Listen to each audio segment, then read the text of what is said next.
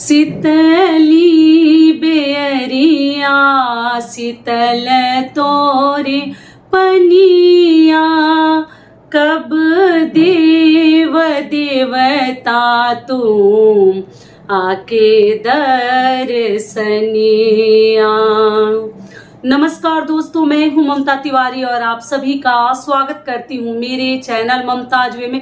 कैसे हैं आप सब? तो ये बताने के लिए कमेंट बॉक्स में जय छठ मैया जरूर लिखे। तो चलिए दोस्तों, आज हम इस वीडियो में जानेंगे छठ पूजा नहाए खाए के संपूर्ण नियम विधि, कौन कौन से कार्य करने हैं, कौन कौन से कार्य नहीं करने हैं। इसी प्रकार के बहुत सारे महत्वपूर्ण बातें जानेंगे। जो एक दिन का छठ व्रत करते हैं, केवल बड़ा वाला मतलब बड़की छठ जिसको बोलते हैं, वो नहाए खाए कब करेंगे, और जो 2 दिनों का छठ व्रत करते हैं मतलब छोटा वाला और बड़ा वाला आगे समझाऊंगी, तो वो नहाए खाए उनका कब होगा, हर चीज मैं आपके साथ शेयर करूंगी। बाल कब धोए, सभी महत्वपूर्ण बातें आज हम इस वीडियो में जानेंगे। तो आप लोग बने रहिए मेरे साथ मेरे चैनल पर।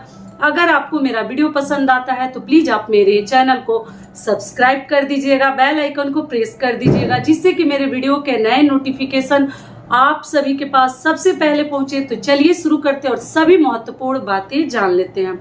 तो सबसे पहले दोस्तों बात कर लेते हैं छठ व्रत इस साल 2023 में कब से प्रारंभ हो रहा है। ठीक है, क्योंकि ये 4 दिवसीय व्रत होता है। ऐसे पहला वीडियो मैं बोल के डाल चुकी हूँ और आपको बता दूं कि इस साल 2023 में छठ व्रत जो है 17 नवंबर से शुरू हो जा रहा है। ये 4 दिवसीय व्रत है। इसको महापर्व कहा जाता है, व्रतों का महाव्रत इसको कहा जाता है, और बहुत अधिक कठिन और ये व्रत है। हर आदमी नहीं कर पाता है, अधिकतर बड़े बुजुर्ग ही करते हैं। जब डाला अपने बहू को दे देते हैं, अपने बेटी को दे देते हैं, बेटी को नहीं देते, बहू को ही देते हैं, तभी वो लोग करते हैं थोड़ा उम्र हो जाने के बाद। लेकिन आजकल लोग मन्नत करके ये व्रत नया में ही उठा लेते हैं, क्योंकि बहुत अधिक कठिन व्रत इसको माना जाता है, तो हर आदमी के बस का नहीं है। और ये जो व्रत है कार्तिक मास के शुक्ल पक्ष के चतुर्थी तिथि से ही प्रारंभ हो जाता है, और सप्तमी को जाकर हम सुबह का अर्घ देकर सूर्य भगवान को, और तब ये व्रत हमारा जो है संपूर्ण होता है, और तब हम व्रत खोलते हैं और पारण करते हैं। ठीक है, तो इस वर्ष 2023 में 17 नवंबर से शुरू हो रहा है। 17 तारीख को आपका नहाए खाए है। 17 तारीख को दिन है शुक्रवार, ये भी बताते चल रही हूँ, और ऐसे मैं लिख दूंगी, आप लोग ध्यान से देखते चलिएगा। 18 नवंबर को दिन है शनिवार। शनिवार के दिन जो है खरना है, जिसको छोटकी छठ भी बोला जाता है, छोटा वाला। और 19 नवंबर को बड़की छठ मतलब बड़ा वाला। कई लोग केवल बड़की छठ ही करते, छोटकी नहीं करते, मतलब 2 दिनों का जिनसे नहीं होता वो केवल बड़ा वाला ही छठ करते हैं, जिसमें संध्या के समय हम अर्घ देते हैं डूबते हुए सूर्य को। तो वो कब पड़ा है? 19 नवंबर को दिन है रविवार। ठीक है, बातों को थोड़ा अच्छे से समझिएगा आप लोग। और 20 नवंबर को दिन सोमवार के दिन जो है हमारा छठ पूजा संपूर्ण होगा। सुबह का अर्घ देकर उसके बाद जो है हम पारण करते हैं और व्रत हमारा समाप्त हो जाता है। क्लियर हो गया? तो चलिए आगे बता देते हैं। इस साल 2023 में पहली बार उठाएं कि नहीं, ऐसे वीडियो में बता चुकी हूँ, फिर भी इस वीडियो में बता दे रही हूँ कि देखिए, जिस साल पुरुषोत्तम मास अधिक मास लगता है ना, उस साल कोई भी इस प्रकार के नया व्रत हमें नहीं उठानी चाहिए। बाकी आप लोगों की टोटल इच्छा और मर्जी है, देख लीजिएगा आपको क्या करनी है। दूसरा आप लोग का सवाल है कि दीदी हम बाल कब धोएं। तो देखिए, आपको पहले ही बता चुकी हूँ, जो 2 दिनों का व्रत रखते हैं, तो देखिए कई लोग हैं जैसे खरना भी करते हैं, और जो है शाम के अर्घ वाला जो बड़की छठ जिसको कहते हैं वो भी करते हैं। तो उनका नहाए खाए है 17 तारीख को, जो दोनों दिन का करेंगे।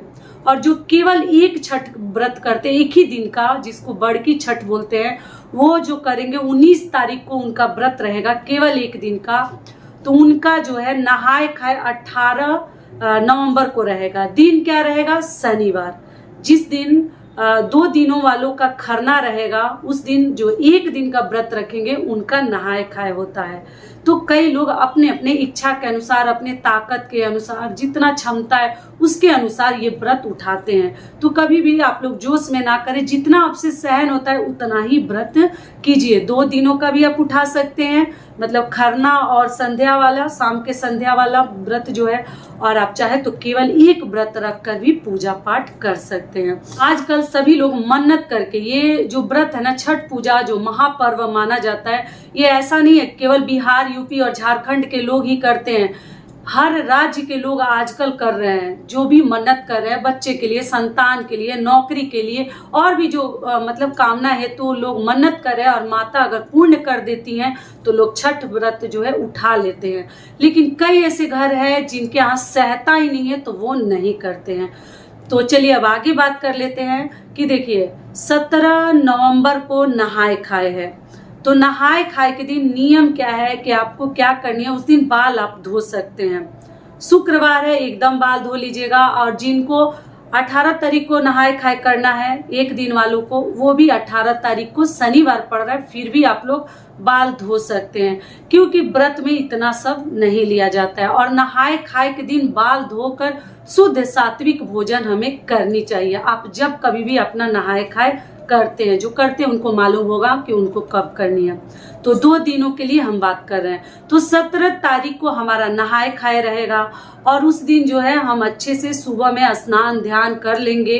दातुन का प्रयोग कीजिएगा, जूठा लहसुन प्याज नॉन वेज वाले ब्रश का इस्तेमाल आप लोग ना करें। पहले ही आप लोग अपने घर में दातुन मंगाकर, आम का हो, नीम का हो, अमरूद का हो, मंगा कर रख लीजिएगा। और क्योंकि हमें जैसे कई दिनों तक दातुन करना है तो आप लोग इस बात का ध्यान रखिएगा, ठीक है। तो आप नहाए खाए के दिन भी दातुन का प्रयोग कीजिएगा, स्नान ध्यान कर लीजिएगा, साफ स्वच्छ वस्त्र पहन लीजिएगा। उस दिन कोरा पहनने का कोई नियम विधि नहीं है। और आप लोग जो है सूर्य देव को जल दे लीजिएगा, भगवान का अपने मंदिर में पूजा पाठ कर लीजिएगा। उसके बाद आप लोग शुद्ध सात्विक भोजन बनाइएगा, और एक बार ही भोजन करते हैं। ऐसा नहीं है कि सुबह में उठकर हम नाश्ता कर लिए हैं और फिर उसके बाद से हम लौकी भात जो है, जिसको लौकी भात बोला जाता है उस दिन, वो हम करेंगे। तो ऐसा नहीं है, एक बार ही खाया जाता है।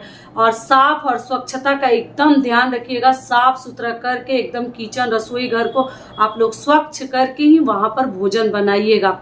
और इसमें जो है अरवा चावल, मतलब कच्चा चावल है, उबला हुआ चावल, उसका प्रयोग आप लोग ना करें।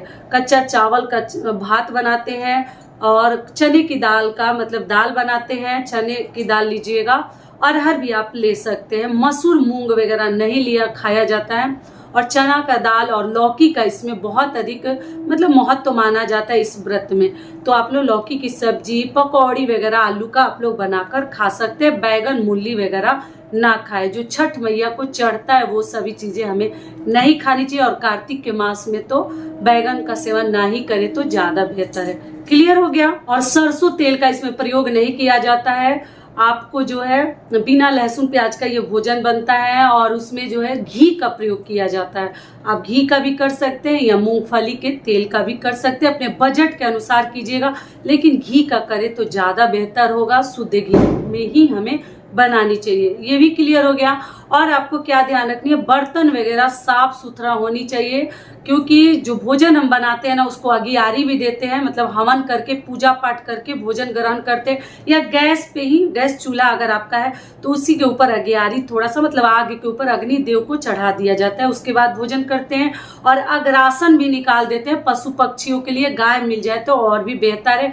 उसके बाद ही हम भोजन ग्रहण करने के लिए बैठते हैं।